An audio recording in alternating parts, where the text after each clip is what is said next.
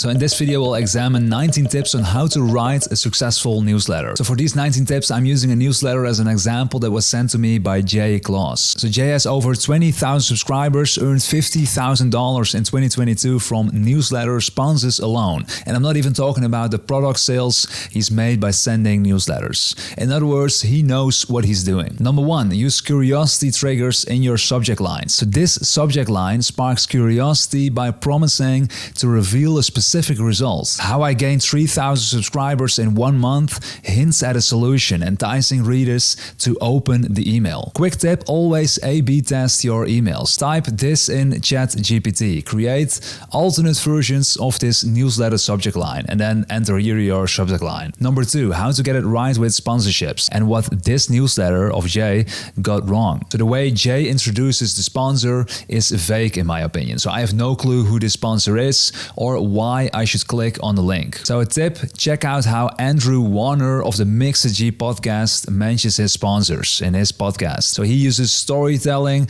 while introducing his sponsors, which is way more engaging than what you see here as how Jay does it. Number three, warning. So this is what Jay wrote in his latest newsletter to his readers. So assuming the reader had a great month and that turning things around will be easy can be tricky, especially if the reader had a difficult month. Instead, use empathy. So for example, I hope you're doing well. If you had a tough month, I'm here to help turn things around. Number four, use these soft selling techniques. So Jay casually mentions his product without being pushy or aggressive. So he's sharing a personal update about his business while subtly promoting his product, the lab. Number five, use social proof to establish trust. 47 new members joined the lab. So Jay establishes credibility and builds trust by citing a specific number of new members. So readers are more likely to take action when they see that others have already done so. Number six, scarcity plus exclusivity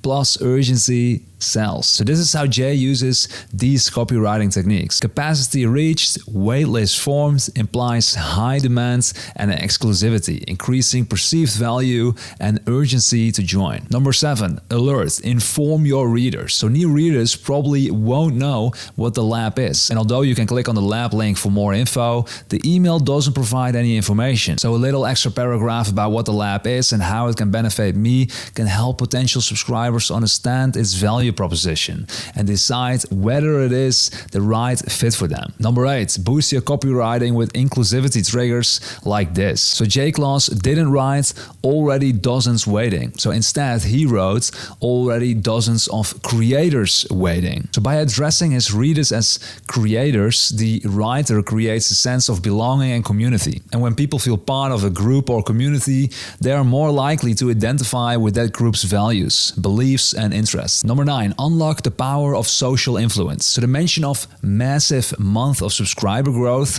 and my best month ever taps into the reader's desire to follow the crowd or be part of a thriving community. So this copywriting trigger is social influence, implying that many people subscribe and that the newsletter is a popular and valuable resource. Number 10, start using images to add credibility and build trust. So the graph provides concrete evidence of the writer's claims and adds credibility to the shared information, which helps to build trust with the reader. Number 11, looking to gain your audience trust, use the promise trigger. So in this case, as promised, indicates that the writer is following through on an earlier commitment. So by using this phrase, the writer is signaling to the reader that they can trust him to provide the information he promised, which can help to build trust and credibility. So this is what you call the promise trigger in copywriting. Number 12, do your followers see you as an authority? If not, try this. So the writer establishes authority by mentioning being a guest speaker at Circle's Momentum Summit,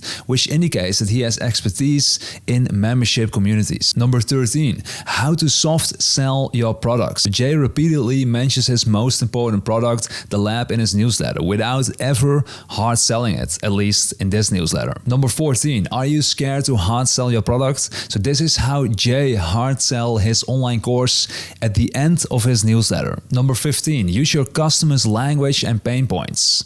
So Jay identifies a common problem or pain point, which in this case is the failure of most creators to think through their membership community concept. Number 16, know your audience's problems. So Jay highlights the negative outcome, which is creating a membership community that falls flat or falls apart. So by doing so, he can develop a sense of urgency and emphasize the importance of his product in solving this problem for his audience and avoiding that negative outcome. Number 17, list benefits instead of features. So Jay chose to list specific features of the course instead of benefits. So in copywriting, it's generally more effective to focus on the benefits. In other words, don't write the tools I recommend. Instead, write save time and effort by following our proven strategies, recommendations, and tools. Number 18, the danger of weak promises. I know it can help you too. So this line can be seen as a statement that assures the reader